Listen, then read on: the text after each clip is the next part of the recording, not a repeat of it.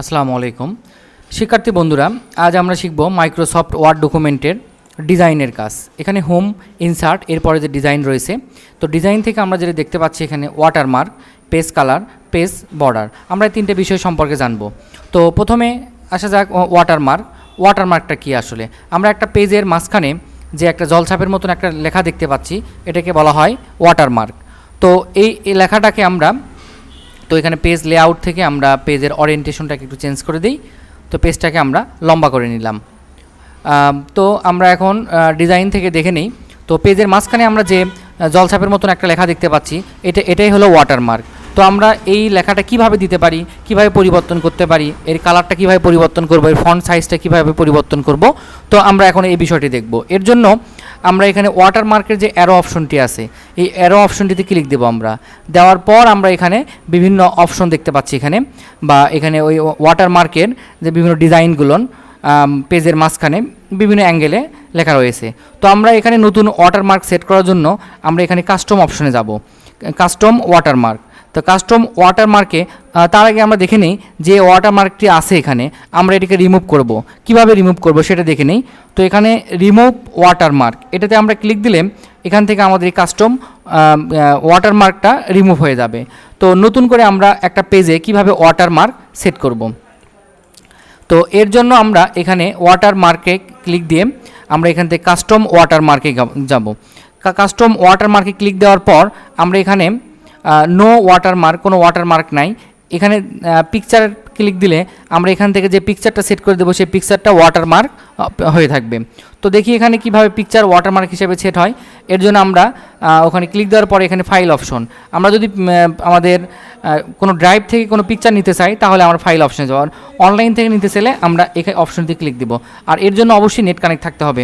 তো আমরা আমাদের পিসি থেকেই নিই, এর জন্য ফাইল অপশনে গিয়ে আমরা যে পিকচারটিকে ওয়াটারমার্ক করব সেই পিকচারটিকে আমরা এখান থেকে সিলেক্ট করব।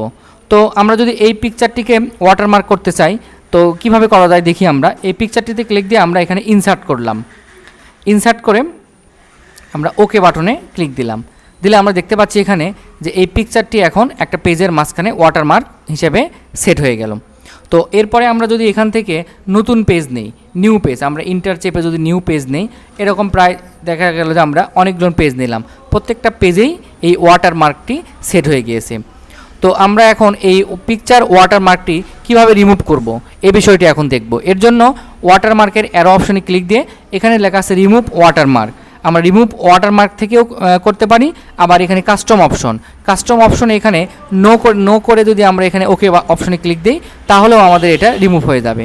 তো এবার দেখব আমরা যে কোনো একটা টেক্সটকে কিভাবে ওয়াটারমার্ক হিসেবে সেট করা যায়।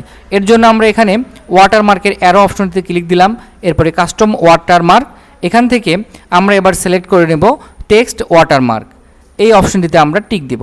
টিক দেওয়ার পরে আমরা এখানে দেখতে পাচ্ছি এখানে যে টেক্সট লেখা আছে, এখানে টেক্সট, এই টেক্সটে আমরা যে টেক্সটটি দেব সেই টেক্সটটি পেজের মাঝখানে ওয়াটারমার্ক হিসেবে সেট হবে। তো দেখা যাক এখানে আমরা একটা নতুন লেখা লিখে নিই,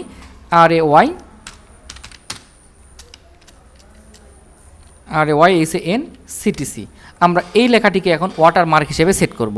তো এর জন্য এখানে টেক্সটে গিয়ে সে লেখাটি লিখে আমরা ওকে অপশনে ক্লিক দিব, দিয়ে আমরা দেখতে পাচ্ছি এখানে এটি পেজের মাঝখানে ওয়াটারমার্ক হিসেবে সেট হয়ে গিয়েছে। তো এখন আমরা এর কালারটিকে চেঞ্জ করব। কিভাবে কালার চেঞ্জ করব? ওয়াটারমার্ক, কাস্টম ওয়াটারমার্ক, এখান থেকে আমরা এখানে ফন্ট সাইজ, ফন্ট চেঞ্জ, বিভিন্ন ফন্ট ব্যবহার করতে পারি আমরা। এরপরে সাইজ, আমরা অটো সাইজটা ব্যবহার করি, অথবা আমরা আমাদের পছন্দ অনুযায়ী সাইজ নিতে পারবো এখান থেকে। এরপরে কালারটা আমরা যদি এখানে অ্যাশ কালার ব্যবহার না করে আমরা রেড কালার ব্যবহার করি তো রেড কালারও ব্যবহার করতে পারি। যদি আমরা রেডের পরিবর্তে অন্য কোনো কালার সেট করতে চাই তো এখান থেকে আমাদের পছন্দ অনুযায়ী আমরা বিভিন্ন কালার সেট করে নিতে পারবো। তো এরপরে আমরা এই কালার সেট করে নিলাম। তো এভাবেই একটা পেজের মাঝখানে ওয়াটারমার্ক সেট করা যায়। আমরা এখান থেকে যতগুলো পেজ নেব প্রত্যেকটা পেজে এই ওয়াটারমার্কটা সেট হয়ে যাবে। তো আশা করি আমরা বুঝতে পারছি কীভাবে ওয়াটারমার্কটা সেট করা যায়। এরপরে আমরা দেখব এখানে পেজ কালার। তো এখানে পেজ কালারের অ্যারো অপশনটিতে ক্লিক দেওয়ার পর আমরা যে কালারটা এখান থেকে সিলেক্ট করে নেব সেই কালারটি পেজ কালার হিসেবে সেট হয়ে যাবে। যদি আমরা এই কালারটি নিই এখান থেকে দিলেই পেজ কালার হিসেবে এটি সেট হয়ে যাবে। তো এখানে ফিল ইফেক্টে গিয়ে আমরা এখান থেকে ইফেক্ট নিতে পারি, যেখানে 2 কালার 1 কালার প্রেসেট ইত্যাদি, এখান থেকে আমরা ওকে করে দিলাম। তো আমাদের এখান থেকে এই জিনিসটা একটু চেঞ্জ হয়ে গেল। তো আমরা এরপরে দেখব, তো এখান থেকে আমরা নো পেজ কালার করে দিলাম, ওয়াটারমার্কটাকে আমরা রিমুভ করে দিলাম। এরপরে আমরা এখন দেখব যে পেজ বর্ডারটা হচ্ছে পেজের চতুর্দিকে যে বাউন্ডারিজটা, এটা হচ্ছে পেজ বর্ডার। তো এই পেজ বর্ডারটা কীভাবে সেট করতে হয়, তো আমরা এর জন্য পেজ বর্ডারে ক্লিক দিব। পেজ বর্ডারে এখানে দেওয়া আছে নানটিতে আমরা ক্লিক দিলে কোনো পেজ বর্ডার দেখতে পাবো না। এরপর আছে বক্সে যদি আমরা ক্লিক দিই, চতুর্দিকে একটা বাউন্ডারিজ দেখতে পাচ্ছি আমরা। তো এই বাউন্ডারিজের আকৃতিটি কেমন হবে এটি আমরা সিলেকশন করে নিব এই অপশনটি থেকে। এখান থেকে যদি আমরা এরকম অপশন নেই, তো বাউন্ডারিজটা এখানে যেটা দেখাচ্ছে এটাই আমাদের পেজে শো করবে। যদি আমরা এখানে ওকে করি, ওকে করলে আমাদের এটাই শো করবে। তো আমরা যদি আবারও এখানে বর্ডার অপশনে গিয়ে আমরা এখান থেকে যদি আমরা শেপ চেঞ্জ করে দিই, তো আমরা আমাদের এটা চেঞ্জ হয়ে যাবে বাউন্ডারিজটা। তো এখানে আমাদের বেশ কয়েকটা পেজ নেওয়া আছে, পেজটা একটু কমিয়ে নেই। আমরা এখান থেকে ব্যাক স্পেস ক্লিক দিয়ে আমরা এখান থেকে পেজটা নিলাম, একটা পেজ নিলাম। তো একটা পেজকে আমরা জুম করে বড় করি। তো এরপরে আমরা এখান থেকে এই বর্ডারের বিভিন্ন কালার দিতে পারি। কালারের জন্য এখানে লেখা আছে কালার এখানে অটো, আমরা এখান থেকে আমাদের পছন্দ অনুযায়ী কালার সেট করে নিতে পারি। যদি রেড অপশনতে ক্লিক দিয়ে আমরা ওকে করে দিই, তা বর্ডারটি রেড হবে। এরপরে আমরা দেখব যে এখান থেকে এই স্টাইলগুলো সেট না করে আমরা যদি কোনো আর্ট সেট করতে চাই, যে এখানে কোনো পিকচার বা এরকম আর্ট সেট করতে চাই, তো আমাদের এখানে আর্ট অপশনের অ্যারোতে ক্লিক দিতে হবে। ক্লিক দিয়ে আমরা নিচে বিভিন্ন আর্ট নিতে পারি। এখান থেকে আমাদের পছন্দ অনুযায়ী আমরা এখান থেকে আর্ট নেব। তো আমরা এই আর্টটি নিব। তো এর জন্য যে কাজটি করতে হবে, এখানে ক্লিক দিয়ে আমাদের এখানে ওকে করতে হবে। এরপরে আমাদের এটি পেজ বর্ডার হিসেবে সেট হয়ে যাবে। আমরা এখন দেখব এখানে যে এই পেজ বর্ডারের এই পিকচারটিকে কিভাবে ছোট বড় করা যায়। তো পেজ বর্ডারে আমরা আবারও ক্লিক দিলাম। এখানে আমরা দেখতে পাচ্ছি এখানে যে ফিট 31 ফিট ইত্যাদি অর্থাৎ সাইজ দেওয়া আছে।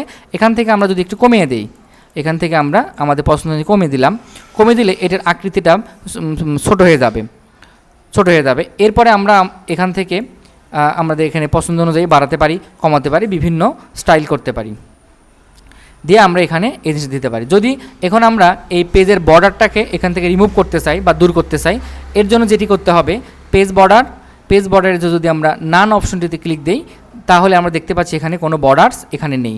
এভাবে আমরা এই বর্ডারটাকে দূর করতে পারি। আবার যদি আমাদের বর্ডারটি দরকার হয়, তো আমরা এখানে বক্সটিতে ক্লিক দিয়ে আমরা এখানে আর্ট দিব না এরকম স্টাইল দিব, যেটা খুশি আমাদের যেটা সেট করা দরকার আমরা আমাদের পছন্দ অনুযায়ী সেটাকে সেট করতে পারবো। এভাবেই আমরা সেট করতে পারি। তো আমরা মনে হয় ডিজাইনের কাজগুলো সম্পূর্ণ শিখতে পারছি। তো এরপরে আমরা যে ভিডিওটি দেখাবো সেটা হচ্ছে লেআউট থেকে কি করা যায় আমরা এর পরবর্তী ভিডিওতে দেখব।